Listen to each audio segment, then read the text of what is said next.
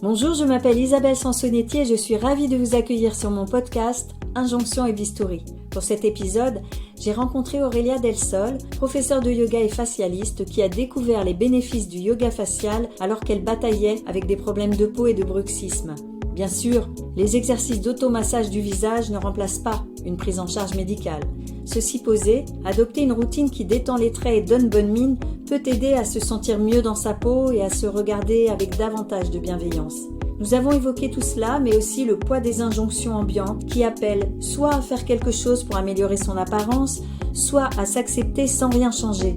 Et si on faisait simplement ce qui nous va ? Micro. Alors Aurélia, vous êtes professeure de yoga et de yoga facial. Qu'est-ce qui vous a amené à pratiquer puis à enseigner cette méthode ? Alors, le yoga facial, c'est une découverte que j'ai faite il y a à peu près 3 ans. J'ai souffert pendant longtemps de bruxisme et de maux de dos, de maux de tête, et surtout je me réveillais fatiguée, avec une fatigue chronique. Et au-delà de ça, il y avait aussi une partie qui arrivait un peu plus après, c'est moi qui avais pas de problème de peau, j'ai commencé à avoir des problèmes de peau, qui sont liés aussi à tout ce qui est intestin, mais... Et en fait, face à ça, j'ai la réponse des dermatos, la réponse des personnes qui sont censées nous accompagner là-dedans m'a un peu déstabilisée parce que c'était soit reprends la pilule, ou soit on va t'injecter du botox dans les masséters pour arrêter qui fonctionne, on va te mettre la gouttière et tout. Finalement, je suis quand même passée par ces phases-là et ça faisait pas d'effet. Et du coup, en cherchant, j'ai trouvé Fumiko qui était une prof de yoga facial sur Internet. J'ai commencé à faire ces cours et au bout d'une semaine, ça m'a fait un bien incroyable sur mon mental, j'ai réduit la pression dans mes dents, sur mon visage. Mon visage a commencé à se décrisper et j'ai commencé à mieux dormir. Je me dis, mais c'est génial. Et puis c'est vrai, on fait du yoga. Moi je suis prof de yoga, à la base, je me dis, c'est vrai qu'on bouge beaucoup le corps, mais le visage, on s'exprime. C'est quand même ce qu'on offre en premier à quelqu'un qu'on croise. Et on le masse, on met de la crème, et on sait pas trop. Bon, à l'époque, j'écoutais pas mal de podcasts de Oprah. Donc j'étais dans une période aussi transitoire de ma vie. Je venais de m'installer en Australie, je sortais d'une expérience entrepreneuriale. Je me posais pas mal de questions sur la suite, le pourquoi je suis sur cette planète. Du coup, ça me faisait encore plus serrer des dents. Et en fait, en faisant cette pratique, j'ai commencé à m'intéresser. J'ai vu qu'on pouvait être formé. Je me dis, ok, go, j'avais du temps, j'avais de l'énergie, Et du coup, j'ai commencé à me former et je me dis, ça c'est un game changer et moi, si ça me fait du bien à moi, je dois pas être la seule. Et dans le podcast d'Oprah, elle disait, transform your mess into a message. Transforme tes problèmes en message. Et du coup, je me dis, ok, ça part de moi, je pense que si ça me fait du bien, ça peut faire du bien à d'autres femmes ou d'autres hommes, parce que c'est non genré.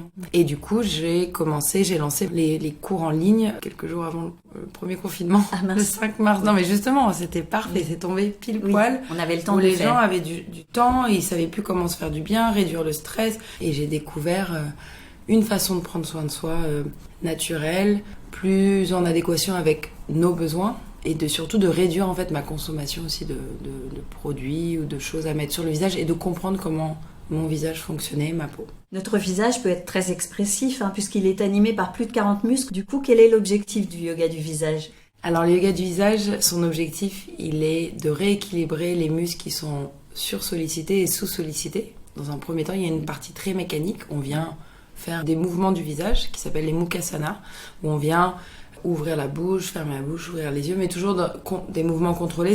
J'appelle ça des grimaces, mais parce que j'aime bien aussi ce côté retour à l'enfance ou l'enfant intérieur où en fait on fait les choses sérieusement sans se prendre au sérieux. Donc il y a ça, il y a une partie drainage de la lymphe où on vient drainer, évacuer les toxines. La lymphe, c'est notre circuit des eaux usées. On a de l'acupression pour aller réactiver des points précis sur le visage qui correspondent à des organes ou à des parties du corps pour aller libérer l'énergie. Quand l'énergie est libérée, le visage est plus vivant et surtout on est mieux dans son corps. Et il y a une partie donc drainage, automassage où on vient stimuler le collagène, l'élastine, l'acide hyaluronique qu'on a naturellement présent dans le corps. Donc avec l'idée quand même de retarder les signes de l'âge ou... Alors peut-être oui, alors on peut pas arrêter. Au début je me suis dit super...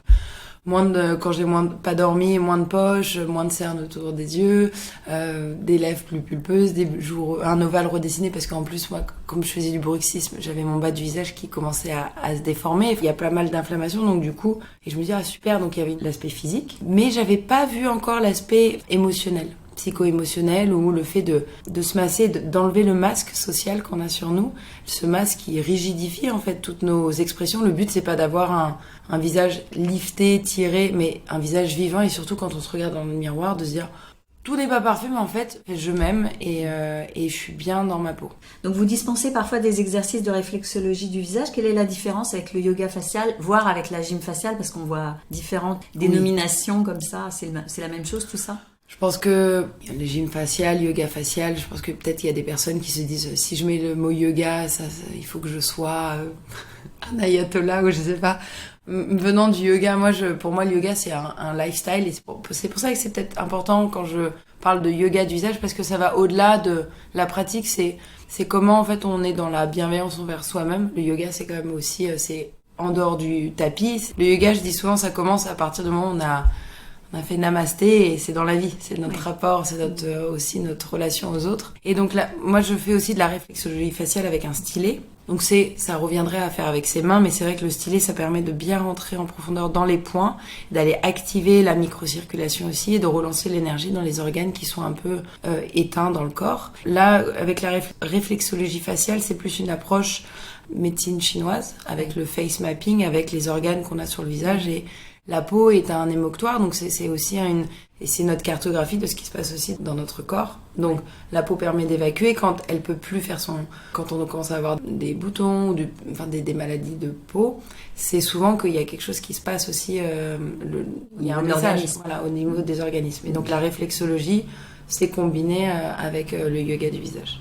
À terme, ça veut dire qu'on va alléger sa routine beauté et sa routine de make-up quand on fait le yoga facial. C'est un petit peu le but, ou en tout cas même sans que ce soit le but, c'est là, on arrive là. Quelque part, oui. Quelque part, c'est de se dire, c'est aussi cette approche de dire, je vais pas me maquiller pour cacher, je vais juste me maquiller pour donner encore plus de lumière, et puis dans un aspect plaisir, et pas un aspect genre caché ou je suis pas bien. Parce qu'en fait, moi c'est vrai que j'ai réduit les produits que je mets sur mon visage parce que j'ai eu des soucis de peau, et du coup l'assise mort, et que ma peau ne supportait plus rien, donc c'était de l'huile végétale, du massage, de l'eau, c'était basique. Et c'est bien en fait de mettre des produits, c'est important de mettre un SPF pour se protéger du soleil, mais le soleil aussi il est bon pour la peau, pour la vitamine, tout est une question d'équilibre. Et c'est surtout avant de mettre quoi que ce soit sur la peau, faut comprendre ce dont elle a besoin, parce que j'ai un peu pris conscience que l'industrie de la beauté, c'est pas la beauté, c'est quand même une industrie où on nous vend un problème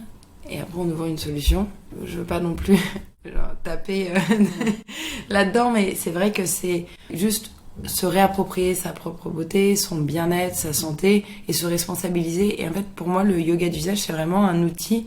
On se responsabilise, c'est-à-dire on se reconnecte à soi, à ses sensations, à sa peau, on la touche. Le fait de toucher son visage, je sais pas si vous avez déjà massé des bébés ou quoi, ils sont au 7e ciel. Oui. Nous, on sait pas pourquoi, en tant qu'adulte, on dit non, on va masser le corps, mais le visage, faut y aller doucement, on va mettre plein de trucs de dermabrasion.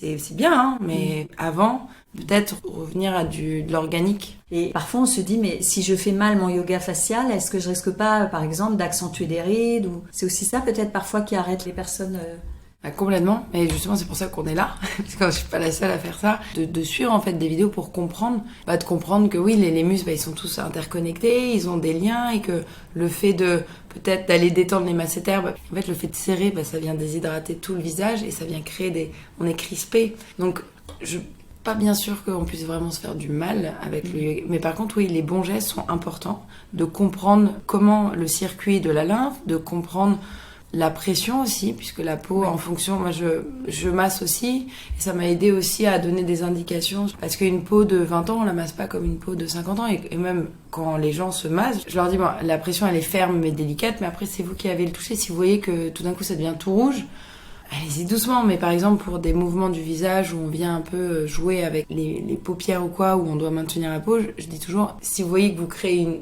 des traits ou des petites ridules à un autre endroit, essayez de faire attention. Après il y a aussi pas mal de bon sens, oui, c'est-à-dire Est-ce qu'il faut un environnement particulier, un miroir par exemple? Est-ce qu'on le fait devant le miroir? Je me suis rendu compte que c'était un moment intime et c'était plus une hygiène de vie qu'une pratique supplémentaire. C'est-à-dire que c'est un moment où on prend son téléphone et là on est devant son miroir et on fait les 3, 4, 10 minutes par jour en fonction du temps qu'on a décidé de s'offrir. Avant le démaquillage, pendant le démaquillage ou le matin au réveil.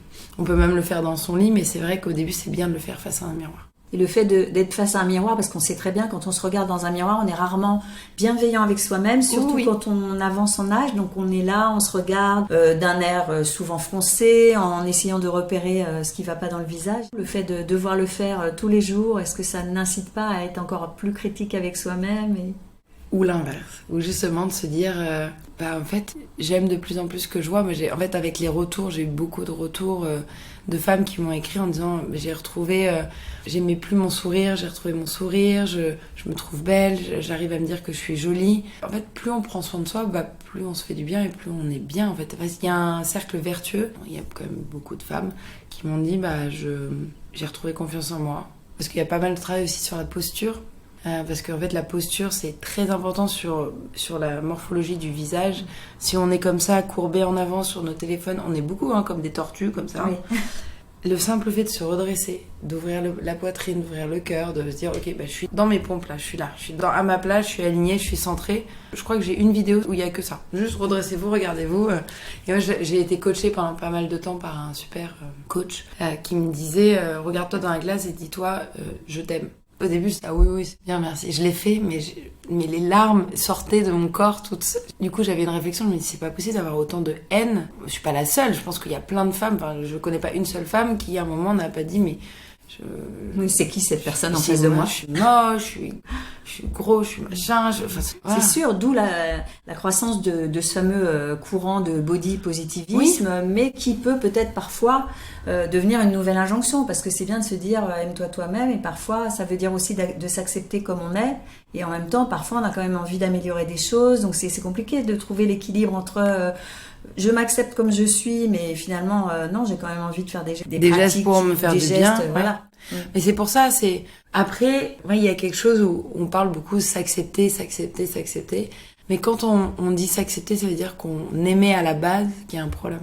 Et donc moi, je me dis pas je m'accepte, je m'aime. J'apprends tous les jours, et apparemment c'est 60%, 30, 20, mais c'est plus, c'est vrai que le body positive, il y a une vague comme ça, mais limite maintenant c'est ceux qui prennent soin d'eux, c'est limite, mais laisse-toi tranquille. Il y a beaucoup non, en fait, je fais comme moi j'ai envie de prendre soin de moi parce que j'ai plus d'énergie quand je fais ça, quand je fais ma routine le matin. Alors oui, ça peut être un peu lourd pour certaines personnes, mais moi si je le fais pas, je me dis il y a un truc qui me manque, donc je le fais. C'est sûr, parce que de toute façon c'est aussi quelque chose qu'on entend, puisque mon podcast s'appelle Injonction et Bistouri et que je parle beaucoup de médecine et de chirurgie esthétique. Les critiques sont toujours proches, c'est que quand on en fait, soit on en fait trop, soit les résultats ne sont pas beaux, soit on ne fait rien et donc du coup on accepte de vieillir et on impose ses rides aux autres. De toute façon, j'ai l'impression que quand on est une femme, notamment, on peut faire une chose ou ne pas la faire. On a tout faux à chaque fois. Il y aura toujours des choses à dire.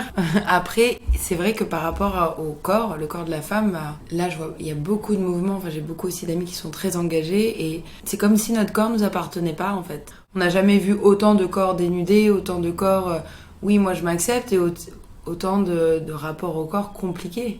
Moi, je suis persuadée que le fait de prendre soin de soi, mais réellement, pas de le faire parce que pour répondre à une tendance. C'est un travail, c'est qui permet après une facilité de vie. C'est plus fluide. Le fait de prendre soin de soi, pour moi, c'est un acte plutôt généreux. C'est-à-dire que quand on apprend à se connaître, quand on décide de faire des choix en conscience, du coup, on n'a plus ces millions de voix où on est auto-centré à se dire est-ce que je plais, machin. En fait, du coup, le fait d'être bien avec soi, on n'est plus disponible pour les autres. On a moins peur. Et du coup, ça s'adresse plutôt à un certain type de personnes, le yoga facial. Parce que, par exemple, moi, j'adore les massages profonds du visage. Et c'est vrai que, c'est coûteux. Alors, on se dit, le yoga facial, au moins, c'est moins coûteux. Mais ça demande quand même des efforts, donc... Alors, au début, oui. C'est comme toute habitude, ça prend du temps à mettre en place. Mais après, les effets sont assez rapides. Et puis, c'est pas obligé d'être 10 minutes, ça peut être 2-3 minutes, ça peut être simplement de la respiration, juste toucher son visage. Déjà sur la qualité de peau. sur la luminosité de la peau. Alors au début, peut y avoir un effet aussi détoxifiant où tout d'un coup, il y a tout qui ressort un peu, donc on est là... On va avoir plus de boutons.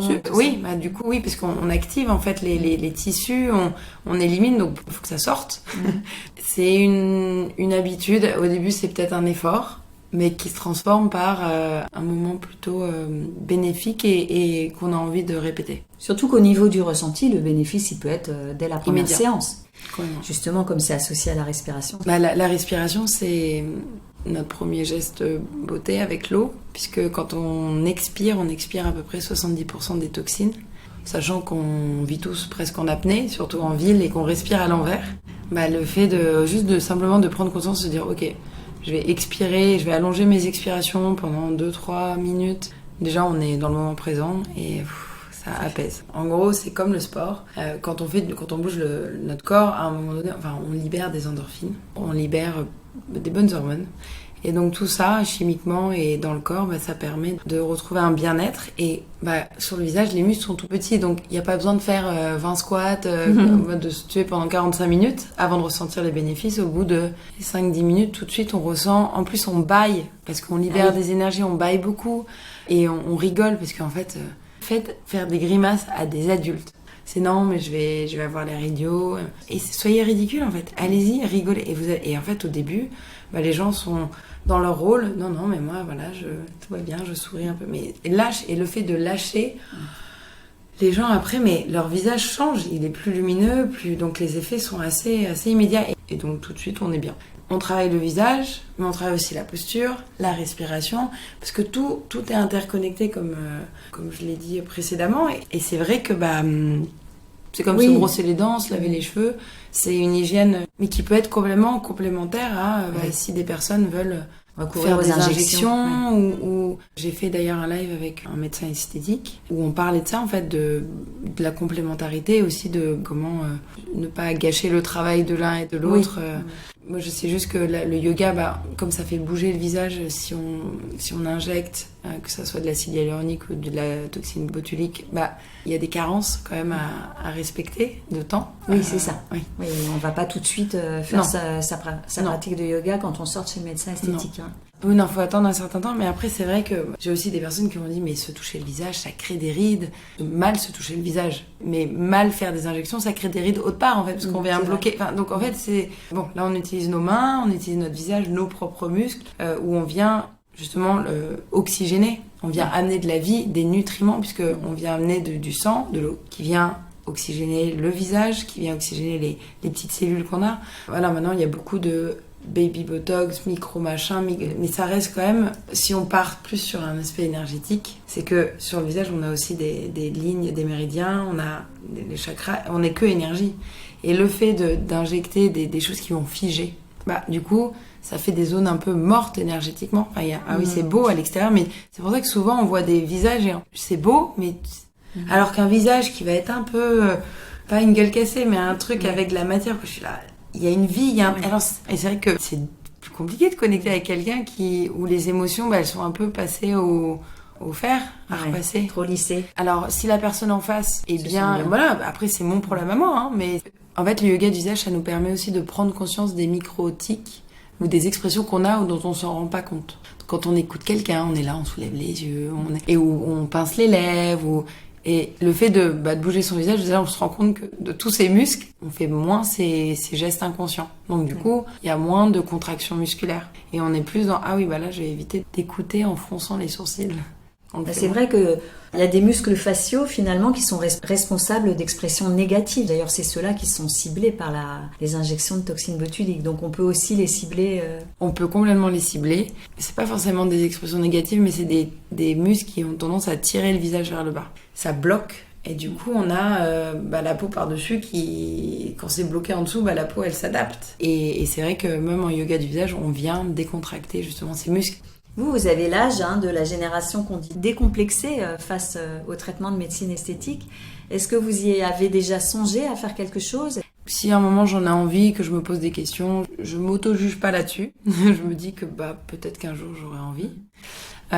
Après, moi, le botox qu'on m'avait mis dans les masséters, mais de manière mécanique pour arrêter c'était pas une bonne expérience parce que ça m'avait changé en fait mon expression du visage et même mon sourire était crispé. Je me disais bon ouais non. Mais après moi je fais des soins mais qui sont plus du microneedling ou des choses comme ça qui sont quand même assez invasifs. Mais j'ai testé parce qu'en fait aussi je suis curieuse et j'ai peut-être une déformation professionnelle. J'ai la chance de découvrir certains soins, de tester, mais plus donc c'est de la médecine esthétique. Je sais pas si on fait. Oui, la médecine esthétique. Dès qu'il y a de toute façon voilà. quand il y a une aiguille. Voilà. Mais après, je trouve que c'est pas l'un contre l'autre ou c'est. Après, je pousse plus sur les médecines bien sûr naturelles et. Il y a aussi le yoga du visage. Moi, ça m'a beaucoup aidé à comprendre que mon corps était avec moi et pas contre moi. Et ça, en tant que femme, ça a été un vrai game changer de me dire arrête de vouloir à chaque fois effacer, machin, d'être dans la colère avec ton corps. Non pas que j'ai passé toute ma vie en colère avec mon corps, c'est pas vrai, mais j'ai eu des mots. Et je me dis juste, écoute-le. Parce qu'il va arrêter de crier en fait à un moment si tu l'écoutes. Et le yoga du visage m'a amené plus de bienveillance. Merci beaucoup Aurélia pour cette conversation positive. Chères auditrices et auditeurs, merci d'être de plus en plus nombreux à écouter ce podcast. N'hésitez pas à vous abonner, à mettre plein d'étoiles et à partager le lien. J'attends aussi vos retours. Rendez-vous sur le compte Instagram Injonction et Bistouri pour prolonger la discussion, laisser un commentaire ou partager votre expérience. Si vous souhaitez en savoir plus sur les injections d'acide hyaluronique ou de toxines botuliques, vous trouverez plein d'infos dans mon livre J'y vais pas, publié chez Jean-Claude Lattès. Et à vos écouteurs dans 2 semaines pour un nouvel épisode sans retouche.